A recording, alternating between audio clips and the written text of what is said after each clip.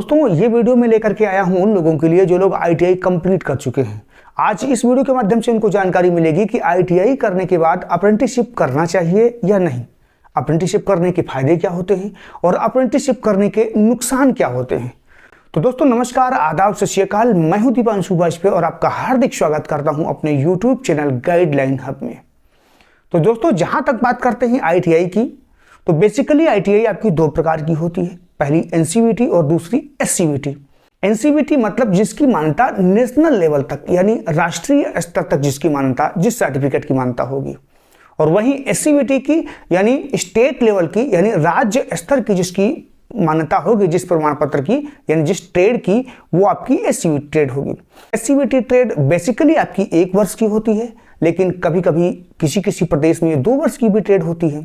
लेकिन जहां जहां पर ये 1 वर्ष की ट्रेड होती है, वहां पर अगर आप इसको एनसीवीटी में कन्वर्ट करना चाहते हैं तो आपको अप्रेंटिसशिप ट्रेनिंग करनी पड़ती है। अप्रेंटिसशिप ट्रेनिंग करने के बाद में आपके पास जो एससीवीटी का सर्टिफिकेट है वो एनसीवीटी में कन्वर्ट हो जाता है। वहीं बात करते हैं दूसरी ट्रेड, जो एनसीवीटी की ट्रेड होती है, ज़्यादातर ये 2 वर्ष की ट्रेड होती है, यानी इनका इसमें जो ट्रेड का प्रशिक्षण होता है वो 2 वर्ष का होता है। अगर आप अप्रेंटिसशिप करेंगे तो वो 1 वर्ष की अप्रेंटिसशिप होती है। अब मैं आता हूं पॉइंट पे यानी मुद्दे पे कि आईटीआई के बाद अप्रेंटिसशिप करने के आखिर फायदे क्या हैं। आईटीआई के बाद अगर आप अप्रेंटिसशिप करेंगे तो आपको स्किल अच्छा आ जाता है, यानी अगर आप अप्रेंटिसशिप ट्रेनिंग करेंगे तो उसमें प्रैक्टिकली नॉलेज आपको अच्छी मिल जाती है, क्योंकि सभी को पता है कि आईटीआई में प्रैक्टिकल के नाम पे कोई ऐसी चीज नहीं सिखाई जाती है जो कि आपको जॉब में आगे सहायता प्रदान करे। मान लिया आपने डीआरडीओ का एग्जाम पास किया, वहां पर आपको जब प्रैक्टिकल कराया जाएगा तो आप उसको नहीं फाइट कर पाएंगे। मान लिया वहां बी ब्लॉक बना दिया गया मशीनिस्ट वालों के लिए, टर्निंग वालों के लिए स्टेप टर्निंग कर दिया गया, फिटर वालों के लिए फाइलिंग के लिए और कुछ ऐसा या ड्रिलिंग के लिए कोई जॉब दे दिया गया, तो मुझे नहीं लगता है कि आईटीआई अगर आप बेसिकली करेंगे तो आप आईटीआई करने के बाद में उस प्रैक्टिकल को कंप्लीट कर पाएंगे। इस स्थिति में अगर आप आईटीआई करने के बाद में अप्रेंटिसशिप ट्रेनिंग करेंगे तो आपको स्किल मिल जाएगा, प्रैक्टिकल जानकारी आपको अच्छी मिल जाएगी और आप किसी भी कंपटीशन को आराम से प्रैक्टिकली फाइट कर पाएंगे। दूसरा जो होता है दोस्तों, प्राइवेट जॉब और सरकारी जॉब में यह सहायता प्रदान करता है। कैसे प्रदान करता है? अप्रेंटिसशिप ट्रेनिंग करने के बाद में प्राइवेट सेक्टर में अगर आप जॉब करना चाहते हैं तो वो आपको आसानी से मिल सकती है, और गवर्नमेंट सेक्टर में अगर आप जॉब करना चाहते हैं तो इसके लिए आपकी बेसिक तैयारी अच्छी तरीके से हो जाती है। प्रैक्टिकल अगर आपका मजबूत होगा तो जाहिर सी बात है कि आपकी थ्योरी मजबूत हो जाएगी।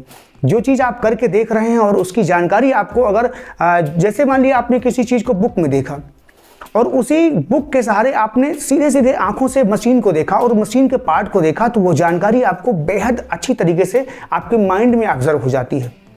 तो आपको जॉब प्राइवेट सेक्टर की और गवर्नमेंट सेक्टर में जॉब लगने में आसानी रहती है।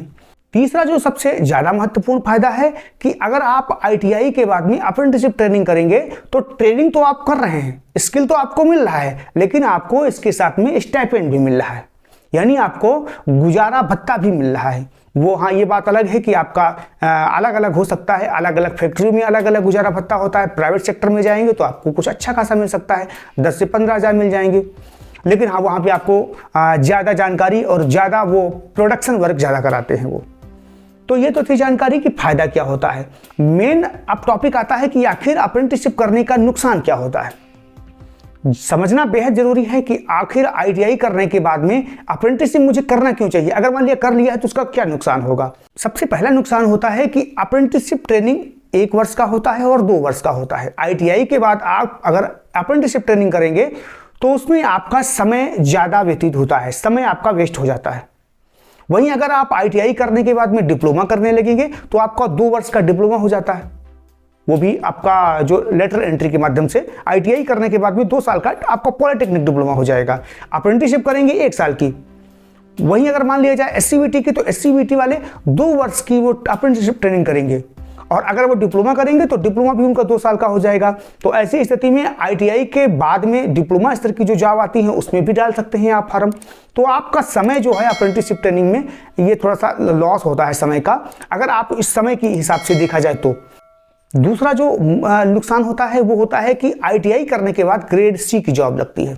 बहुत सारे स्टूडेंट होते हैं हाई स्कूल करने के बाद में आईटीआई करने लगते हैं, लेकिन उनके सपने बड़े होते हैं। उनको चाहिए होता है कि अच्छी सी जॉब लगे, ऑफिस की जॉब लगे। लेकिन अगर आप हाई स्कूल करने के बाद में आईटीआई करेंगे तो ये संभव नहीं होगा, क्योंकि आईटीआई में जो जॉब लगती है वो टेक्नीशियन की जॉब लगती है, वो आपकी प्रोडक्शन सेक्टर की जॉब लगती है, वो आपकी इंडस्ट्री की जॉब लगती है, चाहे हेल्पर की जॉब हो या फिर आपकी टेक्नीशियन की जॉब हो। तो आपके जो जॉब का लेवल होता है वो ग्रेड सी की जॉब लगती है। अगर आप ऊंचे लेवल की पढ़ाई करना चाहते हैं, यानी आपके सपने ऊंचे हैं, तो आप आईटीआई करने के बाद डिप्लोमा कीजिएगा। डिप्लोमा में आपको लगभग जूनियर इंजीनियर लेवल की आपको वहाँ पे जॉब लग सकती है। तो ये तो थी जानकारी कि आईटीआई के बाद हमको अप्रेंटिसशिप करनी चाहिए या नहीं करनी चाहिए। अगर आपके भी दिमाग में कुछ ऐसा चल रहा है कि मुझे किस चीज़ की जानकारी चाहिए, तो आप कमेंट में आ जाइए और आप बता दीजिए हमको कि मुझे किस चीज़ की, यानी किस क्वेश्चन की मुझे जानकारी चाहिए। तो वो मैं आपको कोशिश करूंगा कि अगले वीडियो में आपको जानकारी दूं। तो कैसा लगा ये वीडियो? अगर आपको अच्छा लगा हो तो प्लीज़ हमारे चैनल को सब्सक्राइब कर लीजिएगा। अगर अभी तक लाइक नहीं किया है तो लाइक कर दीजिएगा और बेल आइकन यानी घंटे वाली बटन जरूर दबा दीजिएगा। नमस्कार, मिलते हैं अगले वीडियो में।